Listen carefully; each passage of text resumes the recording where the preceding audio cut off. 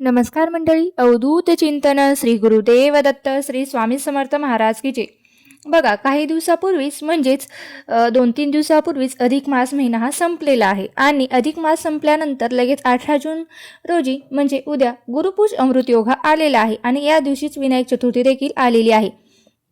म्हणजेच काय तर सर्व सिद्धिकारक असा हा योग जुळून आलेला आहे. कुठलीही नवीन कार्य सुरू करण्यासाठी, नवीन साधना सुरू करण्यासाठी, लक्ष्मी प्राप्तीसाठी, सोने खरेदीसाठी, जागा खरेदीसाठी, वाहन खरेदीसाठी किंवा काही गाडी वगैरे बुकिंगसाठी करण्यासाठी हा गुरुपुष अमृत योग हा अत्यंत शुभ असा योग आहे.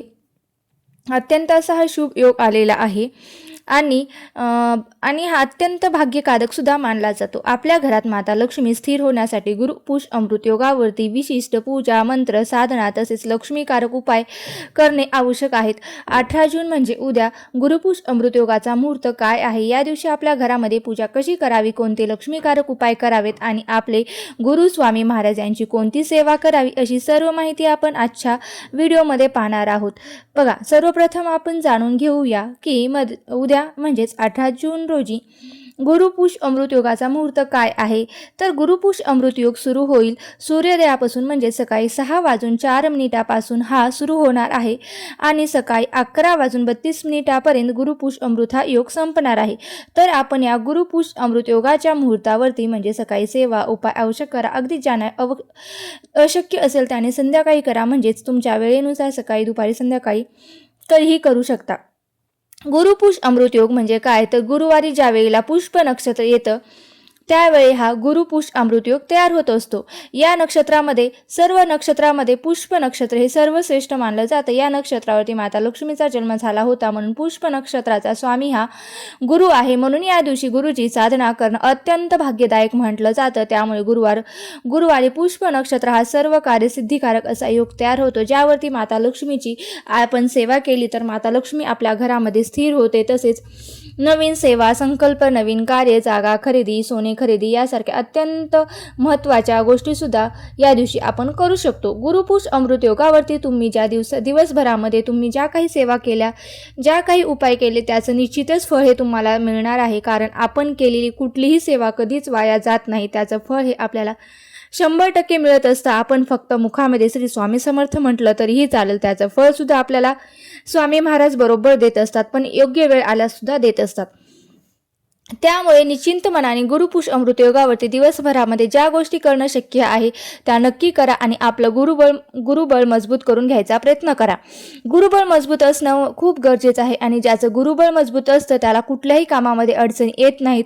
असो, चला जाणून घेऊया गुरुपुष अमृत योगावरती नेमकं काय करायचं, कोणत्या सेवा करायच्या, कोणते 10 उपाय करायचे. जर नाही जमले त्यापैकी कुठलाही एक उपाय नक्की करा.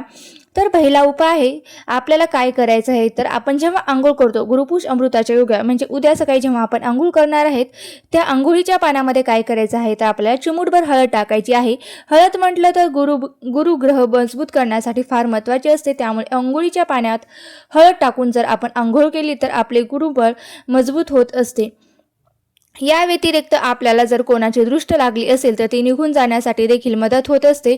त्यामुळे प्रत्येक गुरुवारी आपल्याला हे काम करायचं आहे. अगदी घरातील लहान मुलांपासून ते वयोवृद्धापर्यंत प्रत्येकाने जर हा उपाय केला तर सगळ्या सदस्यांचं गुरुबळ हे मजबूत होण्यासाठी मदत होईल.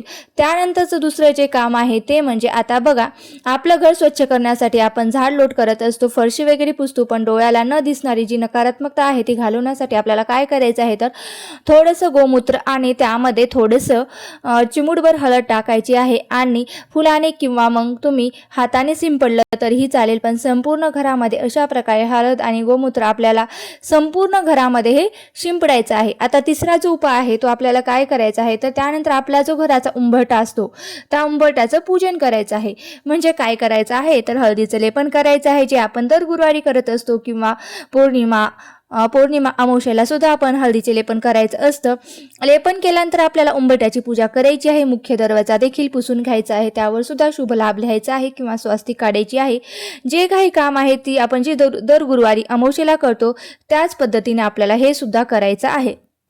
आता चौथा जो उपाय आहे तो आहे, त्यानंतर आपल्याला मुख्य दरवाजावर एक तुपाचा दिवा प्रज्वलित करायचा आहे. तुपाचा दिवा प्रज्वलित करत असताना त्यामध्ये आपल्याला चिमूटभर हळद घातली तर नक्कीच गुरुबळ मजबूत होणारच आहे, पण माता लक्ष्मी देखील आपल्याला प्रसन्न होईल. आता हा दिवा कोठे लावायचा, तर मुख्य दरवाजाच्या उजव्या बाजूला लावायचा. जेव्हा आपण घरात प्रवेश करतो तशा पद्धतीने दरवाजाकडे तोंड करून उभं राहायचं आणि आपली जी उजवी बाजू येईल त्या बाजूला आपल्याला तो दिवा लावायचा आहे. बघा, त्यानंतरचा जो उपाय आहे, त्यानंतर आपल्याला सूर्याला अर्घ द्यायचं आहे. सूर्याला रोजही अर्घ दिलं जातं, पण तुम्ही जर देत नसाल तर कमीत कमी गुरुपुष्य अमृतयोगाच्या दिवशी का होईना सूर्याला अर्घ द्यायचं आहे. त्यामुळे एका तांब्यामध्ये पाणी घ्यायचं, स्वच्छ घ्यायचं, त्यामध्ये एक फूल टाकायचं, त्यानंतर हळद कुंकू टाकायचं, दुर्वा वगैरे टाकायचं आणि अशा प्रकारे तुम्ही सूर्याला अर्घ देऊ शकता. त्यानंतरचा आहे 6वा उपाय. त्यानंतर आपल्याला आपल्या घरामध्ये स्वास्तिक काढायचं आहे. थोडंसं गाईचं तूप घ्यायचं आहे, त्यामध्ये चिमूटभर हळद टाकायची आहे. हळद कुंकू टाकलं तरीही चालेल किंवा हळद कुंकू नाही टाकलं तरीही चालतं. तसेच आपल्याला त्या तुपामध्ये टाकायचं आहेत आणि त्याने स्वास्तिक बनवायचं आहे. कुठे तर ही मुख्य दरवाजा त्यानंतर तुळशी मातेजवळ एक आपल्याला काढायची आहे. 7वा उपाय. त्यानंतर आपली जी गॅस शेगडी आहे त्या गॅसच्या शेगडीवर आपण तिथल्या एका स्टाईल्सवर आपल्या अशा प्रकारचं स्वास्तिक बनवायचं आहे. 2 रेषा काढायच्या आहेत आणि मनोभावे आपल्या घरामधलं वातावरण मंगलमय होण्यासाठी प्रार्थना करायची आहे. कारण स्वास्तिक म्हटलं की मांगल्याचं प्रतीक हे येतच. स्वास्तिक काढल्याने आपल्या देखील खूप प्रसन्न वाटत असतं. त्यामुळे हे शुभ चिन्ह आपल्या मुख्य दरवाजावर आणि आपल्या किचन ओट्यावर आणि तुळशी मातेचं आवर्जून काढायचं आहे. आता 8वा जो उपाय आहे, त्यानंतर आपल्याला मुख्य आपल्या घराच्या देवघराजवळ देखील एक तुपाचा दिवा लावायचा आहे. शक्यतो दिव्यामध्ये लाल रंगाची वात लावल्याचा प्रयत्न करा. लाल रंगाचा जो कलवा असतो त्या कलव्याची वात आपल्याला लावायची आहे. कारण जेव्हा आपण लक्ष्मी प्राप्तीच्या सेवा करतो तेव्हा कापसाची वात बनवण्यापेक्षा जर आपण लाल रंगाच्या धाग्याची जर वात बनवली तर ती निश्चितच माता लक्ष्मीची कृपा आपल्यावर होण्यासाठी मदत होत असते. तुमच्याकडे नसेल तर मग कापूस घेतला तरी चालेल आणि त्याला थोडंसं कुंकू लावलं तरीही चालेल. काही फरक पडत नाही. पण कलवा आणण्याचा प्रयत्न करा. अगदीच वेळेवर बघत असाल तर आपल्या साध्या कापसाला कुंकू लावून तसा दिवा प्रज्वलित सुद्धा तुम्ही करू शकता. आता त्यानंतरचा जो 9वा उपाय आहे, बघा काय करायचे, आपण जेव्हा रोजची देवपूजा करत असतो तुम्हाला करून घ्यायची आहे आणि तुमच्या देवघरामध्ये जर श्रीयंत्र असेल तर त्या श्रीयंत्रावर अभिषेक घालायचा आहे. आता अभिषेक कसा घालायचा, तर या श्रीयंत्राला पंचामृताने किंवा दुधाने किंवा नंतर पाण्याने अशा प्रकारे अभिषेक घालायचा आहे. अभिषेक घालत असताना माता लक्ष्मीचा जो मंत्र येत असेल तो तुम्हाला म्हणायचा आहे. अशा प्रकारे श्रीयंत्राला अभिषेक घालून झाल्यानंतर ते पुन्हा एकदा स्वच्छ पाण्याने स्वच्छ करायचं आहे, पुसून घ्यायचं आहे आणि ते प्लेटमध्ये ठेवायचं आहे. ठेवल्यानंतर त्याची छान अशी पूजा करायची आहे. हळदी कुंकू अर्पण करायचं आहे, फुलं अर्पण करायची आहेत, धूप दीप अगरबत्ती अर्पण करायची आहे, ओवाळायची आहे आणि त्या श्रीयंत्राला ओवाळायचं आहे. त्यानंतर आपल्याला त्या श्रीयंत्रावर कुंकुमार्चन करायचं आहे. कुंकुमार्चन करत असताना काय करायचं, तर आपल्याला 16 वेळेस आपल्याला श्रीसुक्ताचं पठण करायचं आहे. 16 वेळेस श्रीसुक्त म्हणणे शक्य नसेल तर तुम्ही एक वेळेस म्हटलं तरीही चालेल. 16 वेळेस विष्णू गायत्री मंत्र म्हणायचा आहे, 16 वेळेस लक्ष्मी गायत्री मंत्र म्हणायचा आहे आणि 16 वेळेस कुबेर मंत्र म्हणायचा असतो आणि एकदा व्यंकटेश स्तोत्र म्हणायचं असतं. या सेवा तुम्ही तुमच्या श्रीयंत्रावर करून बघा. निश्चितच तुमची आर्थिक अडचणी सुटण्यासाठी तुम्हाला 100% मदत मिळणार. आता 10वा जो उपाय आहे तो बघा, जेव्हा आपण माता लक्ष्मी आणि विष्णू यांची एकत्रित सेवा करत असतो तेव्हा आपल्या संसाराला त्याचा आशीर्वाद हा प्राप्तच होत असतो.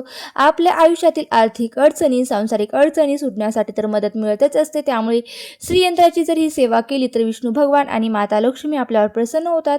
त्यामुळे ही सेवा तुम्ही आवर्जून करून बघा. त्यानंतर तुम्हाला विष्णू सहस्त्रनामाचं देखील पठण करायचं आहे किंवा वाचन सुद्धा करू शकता किंवा ऐकू शकता. त्यानंतरची सगळी पूजाविधी करून झाल्यानंतर आपल्याला आपल्या देवांसाठी नैवेद्य ठेवायचा आहे. तर नैवेद्य दाखवत असताना शक्यतो सफेद रंगाची मिठाई ठेवण्याचा प्रयत्न करा किंवा पिवळ्या रंगाची मिठाई ठेवण्याचा प्रयत्न करा. आता मिठाई बाजारातून आणायची हवं नाही तर तुम्ही सफेद रंगाची घरामध्ये आपण लाडूचा खीरही बनवू शकतो किंवा बेसनाचे लाडू देखील बनवू शकतो. यापैकी तुम्ही कोणताही नैवेद्य दाखवू शकता. आता देव म्हटलं तर आपण त्यांना दूध साखरेचा नैवेद्य सुद्धा दाखवलं तरीही चालतं. देव प्रसन्न होत असतात. मग अशा काही तिथींना जर आपण वेगळा नैवेद्य दाखवण्याचा प्रयत्न केला तर आपल्याला त्याच एक वेगळ्या प्रकारचं समाधान लाभत असतं. कुठेतरी आपल्याला देखील ते प्रसन्न वाटत असतं. म्हणून नक्कीच या गोष्टींचा समावेश उद्याच्या दिवसामध्ये करा. माता लक्ष्मी आणि भगवान विष्णू यांचा आशीर्वाद प्राप्त करून घ्यायचा प्रयत्न करा. त्यानंतर 11वा जो उपाय आहे, त्यानंतर गुरुवार म्हटलं तर आपण तुळशीला आपण थोडंसं गच्च दूध हे अर्पणच करत असतो. बघा, आर्थिक अडचण सुटण्यासाठी दर गुरुवारी तुळशी मातेला थोडं कच्चं दूध अर्पण केलं तर आपल्या समस्या सुटण्यासाठी मदत होत असते. तुळशी मातेला कच्चं दूध अर्पण केल्यानंतर आपल्याला त्या ठिकाणी ओम नमो भगवते वासुदेवाय हा मंत्र देखील 11 वेळेस का होईना कमीत कमी म्हणायचा आहे. आता तुळशीला गुरुवारी हळद देखील अर्पण केली जाते, पण हळदीच्या बाबतीत सांगायचं झालं तर बघा, आजकाल बाजारामध्ये सगळं काही डुप्लिकेट मिळत आहे. त्यामुळे जर तुम्हाला नॅचरल हळद नसेल किंवा केमिकल्स मिक्स असेल तर त्यामुळे तुम्ही ती तुळशीमध्ये टाकू नका, कारण त्यामुळे तुळस सुकू शकते किंवा तुळशीची काही हानी पोहोचू शकते. तर तुम्हाला खात्री असेल तरच तुळशीचा उपाय करा, अर्पण करा, अन्यथा करू नका. जर तुम्ही घरी बनवलेली हळद असेल, खात्री असेल तरच ती गुरुवारच्या दिवशी तुम्ही तुळशीला अर्पण करा. याने देखील विष्णू भगवान आपल्याला प्रसन्न होत असतात. तसेच तुळशीच्या बाबतीत सांगायचं झालं तर तुम्ही कुंकू देखील आजकाल बाजारामध्ये नॅचरल मिळत नाही. जर तुम्हाला कुंकू घ्यायचं असेल तर हळदीचंच कुंकू घ्या, जेणेकरून त्यामध्ये काही केमिकल्स वगैरे कलर्स मिक्स नसतो. यामुळे आपल्याला तुळशी देखील सुकणार नाही. आता बऱ्याच जणांना असा प्रश्न पडतो की मुलांचा विवाह ठरत नाही, काही जणांना नोकरीचा प्रश्न आहे, कुठलीही एखादी समस्या आहे जी आपल्या जीवनातील आपल्याला वाटतच असे की याचं लवकरात लवकर निवारण व्हावं. तर आपण या गुरुपुष अमृत योगावरती स्वामी समर्थ महाराजांच्या जे स्वामीचरित्र सारामृत आहे या ग्रंथाचं गुरुपुष अमृत योगावरती आवश्यक एकूण 21 अध्याय, तर या 21 अध्यायाचे वाचन करा. गुरुपुष अमृत योगावरती म्हणजेच 18 जून रोजी सकाळी आवश्यक याचा संकल्प करा आणि त्याचं पठण करा. जो तुमचा प्रश्न असेल तो महाराजांना बोलून बघा आणि त्यासाठी मी हे पारायण करत आहे आणि माझ्याकडूनही तुम्ही सेवा करून घ्या, अशा पद्धतीने संकल्प करा आणि एक पाठ स्वामीचरित्रचा करा किंवा तुम्ही या दिवसापासून गुरुचरित्र पारायणाला देखील सुरुवात करू शकता.